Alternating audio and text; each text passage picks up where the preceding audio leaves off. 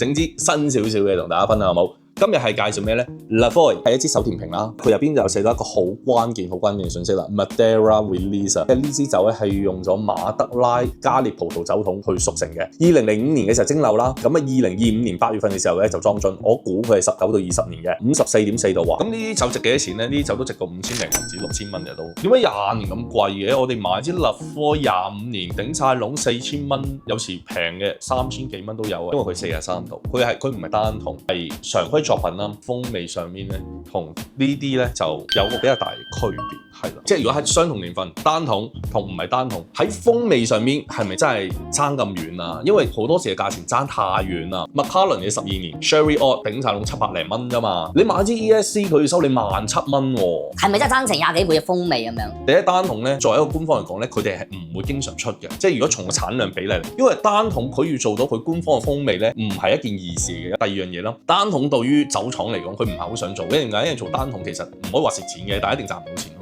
咁我係咪真係值得飲啊？咁樣嗱，真係睇餸食飯，即係好似依家呢啲咁樣5、6千蚊嘅，飲下幾好嘅，係啊，成支買得唔得啊？咁樣呢樣嘢真係好見仁見智嘅，我自己就一般般。即係如果你問我哋有做教材、做分享，我哋有同大家 share 嘅，咁你又可以飲下，邊聽下，飲下啲材料，飲下啲分享 ，OK 嘅成件事，即係值得去試下。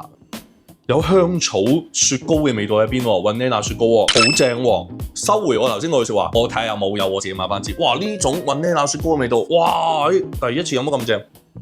Laphroaig 標誌性嘅香氣碘酒，你入邊帶咁華麗 Vanilla 香嘅，推薦呢隻嘢。嗱，有冇買咧？揾下先，我估應該冇啦，因為我就得一支嘅。下次有咩再同大家傾偈，我飲酒先，拜拜。